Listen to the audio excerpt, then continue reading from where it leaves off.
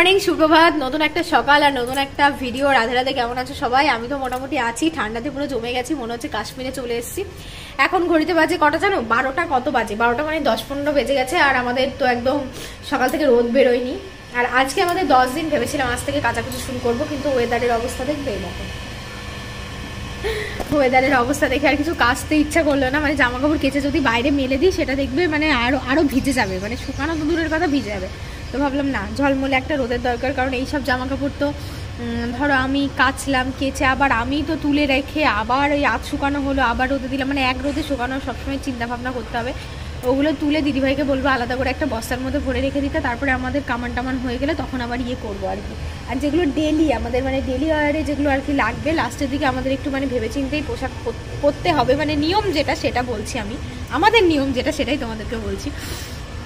তো সেই জন্য আর কি যেগুলো আমাদের ডেলি ওয়ার সেগুলো একদম কামানের আগের দিন কাচবো, কেচে ব্যাস ওগুলোতে হাত দিলাম না। তারপরে চলে যাবো শ্বশুরবাড়িতে। আর শ্বশুরবাড়িতে যাবো হচ্ছে শনিবারে, ওখানে থাকবো শনি, রবি, সোম, মঙ্গল, মানে বাড়ি আসি মঙ্গল কি বুধবার, এখনও ঠিক নেই, ঠিকটা তোমাদেরকে জানাবো। সকালবেলায় দুধ মুড়ি খেয়েছি, আর দুধের অবস্থাটা তোমাদের একবার দেখায়, দাঁড়াও। আজ বলে না, মাঝে মধ্যে এরকম দিন আমার হতেই থাকে, মানে অগোছালো একটা দিন বলতে পারো। দাঁড়াও লাইটটা জ্বালাই। এদিকে তো কিচেনটা পরিষ্কার নেই। আর আজকে একটা ঘোষকে পেয়েছিলাম, উনি নাকি ভালো দুধ দেয়, সবার মুখ থেকে শুনে আজকে 500 দুধ নিয়েছিলাম যে ট্রাই করে দেখবো যদি ভালো লাগে। তারপরে দেখলাম মানে দুধ বসিয়ে এদিকে শাশুড়ি মা ফোন করেছিল, মানে আমার শ্বশুর বাড়ি মানে আমার বাপের বাড়িতে নিমন্ত্রণ করার জন্য আমার জ্যাঠা শ্বশুর আমাদের বাড়িতে এসেছিলো। তো ওই কথাটা বলাতে গিয়েই আমি ভুলে গেছিলাম। তো দুধটা একটুও হাঁড়িতে নেই, যেটুকুনি ছিল মানে ওই মোটামুটি বাচ্চাকে খাওয়ানোর মতো দুধ ঝিনুক, মানে 500 গ্রাম দুধের মধ্যে 50 গ্রাম দুধ মনে হয় হাঁড়ির নিচে পড়েছিল। আর একটু শর্ট টাইপের হয়েছিল, যেহেতু অনেকক্ষণ ধরে ফুটেছে, ওটা দিয়ে দুটো মুড়ি মাখিয়ে আর কি সকালের ব্রেকফাস্টটা করে নিলাম। আর বাইরেটা দেখো, এখন এতটা বেলা, মানে কুয়াশায় এখন তো তাও একটুখানি দেখা যাচ্ছে, একটু আগে দেখাই যাচ্ছিল না। আর এই যে দেখতে পাচ্ছ বেডশিট, তো এটা আজকে চেঞ্জ করব, বেডশিটটা চেঞ্জ করে নতুন একটা বেডশিট পাতবো। চলো, আর লেপের মধ্যে ঢুকে থাকলে হবে না, ওয়েদার খারাপ হোক কিংবা ভালো, মানে টাইমের কাজটা টাইমে না করলে তোমারই আর কি খাটনিটা বেড়ে যাবে। তো যাই হোক, বেডশিটটা আর আজকে আর কাচা হবে না, আর প্রচুর জামা কাপড় হয়ে যাবে কালকে, কিছু করার নেই। ওয়েদারটার যা খবর দেখলাম, মানে কালকে মোটামুটি ঠিকঠাক হয়ে যাবে মনে হচ্ছে, একটু রোদ বেরোবে। আর এই বিছানা চাদরটা খুব শখ করে কিনেছিলাম, এর আগে একটা দিন তোমাদেরকে বলেছিলাম, জানি না মনে আছে কিনা, তো আজকে আবার নতুন করে একবার বলছি। এই বিছানা চাদরটা ভীষণ পছন্দ করে কিনেছিলাম, কিন্তু আমার খাটের সাইজটা বড় না বিছানার চাদরের সাইজটা ছোট, আমি সেটাই বুঝতে পারি না, মনে হয় বিছানার চাদরটাই ছোট, ওই জন্য এটা বেশিরভাগ ওই ঘরে চৌকির উপরেই পাতি। কিন্তু চাদরটা আমার দেখতে খুব ভালো লাগে। আর ওই বোতল গ্রিন কালারের, বোতল গ্রিন না, ওটা একটা শ্যাওলা কালারটাও খুব পছন্দের হয় না। অতিরিক্ত পছন্দের জিনিসগুলো দেখবে কিছু না কিছু একটা খুঁত থাকেই, আমারও সেম, একদমই তাই। তো যাই হোক, কিচেনে চলে এলাম টুকটাক করে। এই যা বাসন কোসনে দেখতে পাচ্ছ, বেসিনে আর জায়গা নেই, মানে এত পরিমাণে বাসন হয়ে গেছে আর এক ফোঁটা জায়গা নেই বেসিনে। তো যাই হোক, বাসন কোসন একদম ধুয়ে মেজে তোমার ঘর বারান্দা একদম সব পরিষ্কার, মানে চকচকে ঝকঝকে করে স্নান করতে বেরোলাম। তো স্নান টান করে বেরোলাম না, মানে স্নান তো বাড়িতেই করবো, যে পুকুরে তো আর যাবো না। তো আজকে ভাবলাম কি রান্না করব। তো প্রত্যেক দিনই যেমন এক একজনের এক এক রকম রেসিপি ট্রাই করছি, আজকে ভাবলাম আবার না, শুধু আলু সিদ্ধর থেকে শিম আলু সিদ্ধটা বেশি ভালো লাগে। সেটা যদি মানে শুকনো লঙ্কা আর তেল একসাথে যেটাকে ভাজে না, ওরকম করে ভেজে আর তার মধ্যে কাঁচা পেঁয়াজ কুচিয়ে মাখলে ভীষণ ভালো লাগে, কিন্তু এখন তার ওটা খেতে নেই। তো আজকে আবার একজনের আইডিয়াতে একটু ছোলার ডাল করছি। ছোলার ডালটা অল্প করে জল দেবো, একদম ঝরঝরে করে সিদ্ধ করব। তারপরে এর মধ্যে হচ্ছে শুকনো লঙ্কা আর জিরে শুকনো খোলাতে ভেজে নেব।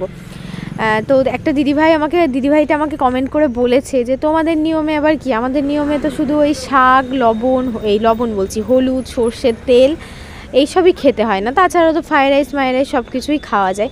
কিন্তু কি বলো তো, আমাদের এটাই নিয়ম। এবার যাদের যেটা নিয়ম, যতটুকুনি পারি পেলে চলার চেষ্টা করি, কারণ পারলে সবসময় ধরো আমাদেরই ভালো।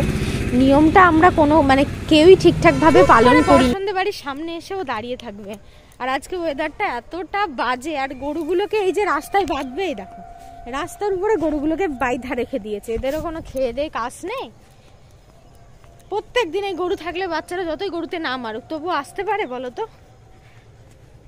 তো দেখো আজকে দুপুরে লাঞ্চ মেনুতে শিম আলু সিদ্ধ, যেটাকে আমি একদম কাঁচা লঙ্কা দিয়ে, আর এখন এত পরিমাণে ঝাল খাচ্ছি কি বলবো, মানে 200 গ্রাম লঙ্কা নিয়ে আসছি, মোটামুটি 5 দিনের মধ্যেই ফুরিয়ে যাচ্ছে। তার মানে বুঝতে পারছো কতটা মানে কাঁচা লঙ্কা বাটাই বলতে পারো খাচ্ছি। আর ঘিটা যেহেতু ফ্রিজে রাখি আমি, কারণ ঘিটা অনেক দিন হয়ে গেছে, বাইরে এমনিতে আমাদের বাড়ির ঘি কড়া পাকের, তবুও ওই জন্য ফ্রিজে রেখেছি যাতে ঘিটা নষ্ট না হয় সেই কারণে। তো শিম আর আলু সিদ্ধ আর তার সঙ্গে ডাল মাখা করেছি, ছোলার ডাল, বেশ ভালোই লাগছে। একটু শুকনো লঙ্কা আর ভাজা জিরে গুঁড়ো করে দিয়েছি, তো বেশ স্মেলটা খুব সুন্দর আসছে। আর তার সাথে ঘি খাওয়া, সত্যি কথা বলতে কি বলো তো, প্রথম দিকে ঠিক যতটা সমস্যা হতো না, এখন কিন্তু আর অতটা সমস্যা হয় না। আগে মানে প্রথম মানে একদম যেন খেতেই পাচ্ছিলাম না, কেমন একটা লাগছিল। কিন্তু এখন ওই বলে না, মানুষ অভ্যাসের দাস, যা অভ্যাস করবে তাই হয়ে যাবে। তো এই পর্যন্ত ছিল আগের দিনকার ব্লগ। এটা হচ্ছে পরের দিন সকাল থেকে আবার স্টার্ট করলাম। ব্লগে কিছুই নেই করার মতো, কি আর করবো, ওই জন্য আর কি প্রত্যেক দিন অনেক বড় একটা ব্লগ হচ্ছে না। তো এখানে হচ্ছে ছোলা আর মটর একসাথে প্রেসারে সিটি দিয়ে সিদ্ধ করেছিলাম, যেটাকে বিট নুন দিয়ে মেখে কাঁচা লঙ্কা দিয়ে মুড়িগুলো খাচ্ছি। দেখো মুড়ি খাওয়ার একটাই টেস্ট, সেটা হচ্ছে যদি একটু পেঁয়াজ থাকে, তারপরে তোমার একটুখানি সর্ষের তেল থাকে, তাহলে তো টেস্টটা বেড়ে যায়। কিন্তু যেহেতু আমার কাছে পেঁয়াজ কিংবা সর্ষের তেল কিছুই নেই বলাটা ভুল, আছে সবই, কিন্তু খেতে নেই। তো খাওয়া দাওয়া করে এদিকে দিদিভাই দেখলাম একটা ফেরিওয়ালা এসেছিলো, ওনার কাছ থেকে টুকটাক প্লাস্টিকের 2-1টা জিনিস কিনছিল। তো আমিও গেলাম, ভাবলাম আমার দরকারি মতো যদি কোনো জিনিস পাই। দেখলাম তেমন কিছুই ছিল না যেটা আমার প্রয়োজনীয়, তো ওই জন্য আর আমি আর নিলাম না। দিদি একটা সাবান কেস নিচ্ছিল, আমি মানা করলাম, কারণ আমার কাছে অনেকগুলো সাবান কেস আছে। আমি বললাম আমার থেকেই একটা নিয়ে নিও। তো বললো ঠিক আছে তাহলে আর কিনবো না। তো দিদি আর নিল না। আর আজকে দুপুরে একটু অন্য রকম করে একটু শিম বাটা করব। তোমরা জানো বাটাবাটিতে রসুন ছাড়া ভালো লাগে না, কিন্তু আমি একটু অন্যরকমভাবেই করব। এটা হচ্ছে কাঁচা লঙ্কার পেস্ট। কতগুলো কাঁচা লঙ্কা পেস্ট করলে এতটা হয় বলো তো, বুঝতেই পারছো। এদিকে আগে থেকে শিমটাকে ভালো করে সিদ্ধ করে নিয়ে মিক্সিতে একটু ব্লেন্ড করে নিয়েছি, আর তার সাথে মানে অধাঅধির একটু কম কাঁচা লঙ্কাগুলোতে কিন্তু ভীষণ ঝাল, এত ঝাল। আর এখন মানে কোনো কিছুই নেই, একটু তেল মানে ঝাল না হলে ভালোও লাগবে না ঠিকঠাকভাবে।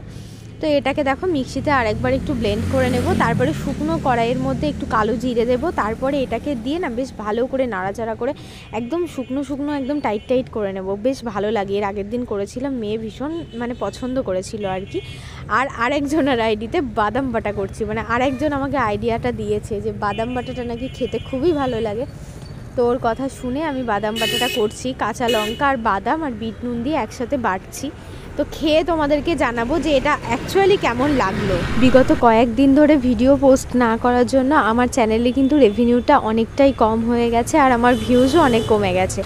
অনেকে প্রচুর ভালোবাসো। তো যাই হোক, আর মাত্র 2-1টা দিনের অপেক্ষা, তারপরেই চলে যাব শ্বশুরবাড়িতে, আর ওখানে অনেকগুলো দিন কাটাবো। আশা করছি ওখানকার ব্লগ দেখতে তোমরা সবাই ভালোবাসো। একঘেয়েমি ব্লগ দেখতে কিছু মানুষ যেমন বিরক্ত হয়ে গেছো, তেমন আমিও কিন্তু বিরক্ত হয়ে গেছি। তো যাই হোক, আজকের খাওয়া দাওয়াটা কিন্তু ভালোই হয়েছিল।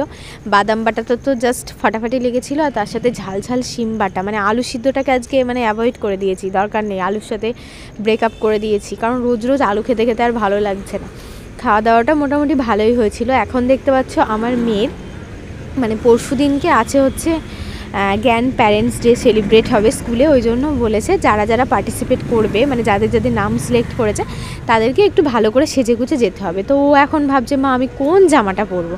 পুরো একদম ট্রলি খুলে দিয়েছে, এই বড় ট্রলিটাতে সমস্ত ওরই জামা, একটাও কিন্তু আমাদের কারণ নেই। মানে এই বড় ট্রলিটাতে আমার মেয়ের খালি ওই গ্রাউন্ড টাইপের যে জামাগুলো আছে, তো পছন্দ করে উঠতে পারছে না। একবার বলছে মা এটা পরবো, তারপরে আবার বলছে ওটা পরবো। আচ্ছা তোর যেটা পছন্দ হয় তুই সেটা পর, কারণ আমি এই বিষয়ে কিছুই বলবো না, কারণ আমি যদি বলি এটা পর তাহলে বলবে না এটা না, তারপরে আবার বলবে ওটা। তো প্রথমে বলছিল পিঙ্কটা পরবো, তারপরে বললো না মা এটা পরবো, তারপরে আবার বললো না মা ওইটা পরবো। তো অনেক ভাবনা চিন্তার পরে ডিসাইড করলো না এটাও পরবো না, ব্লুটাও পরবো না, মানে তো ওর এখন পছন্দ হচ্ছিল ওর বার্থডের দিন যেটা পড়েছিল রাত্রে আর কি, মানে যেটা আমার দাদার বিয়ের সময়ও নিয়েছিল, ওইটা ওর ভীষণ পছন্দ। তো ওইটা না আমি মানে মায়ের বাড়িতে আর কি রেখে এসেছি। তো আমি বললাম এখানে 4-5টা আছে, এর মধ্যে থেকে একটা পছন্দ কর। তো এটাই শেষমেশ যাই হোক পছন্দ করলো। আর আমার মেয়ে যেহেতু দুধ খায় না, তো আমি ওকে বলেছিলাম যে ওকেও ডক্টরও বলেছে যে ওর যেহেতু ক্যালসিয়ামের সমস্যা আছে, ওকে একটু বেশি মানে প্রত্যেক দিন 1 গ্লাস করে দুধ খেতে হবে, কিন্তু আমার মেয়ে সেটা শোনে না। তো আজকে আমি দুধ নিয়েছিলাম, ও বললো মা তুমি নেবে, আমি খাবো। খাওয়ার চেষ্টাও করলো জানো, কিন্তু খেতে পারলো না, বাচ্চা মানুষ কি আর করা যাবে। তো আমি বললাম চলো, ছানাতেও কিন্তু ভালোই গুণ আছে। আমি একটু ভিনিগার দিয়ে ওকে ছানা কেটে দিলাম। আর ছানা কাটলে এই ছানার জলটা যদি রেখে দাও, প্রত্যেক দিন দুধে দিলে খুব সুন্দর ছানা হবে।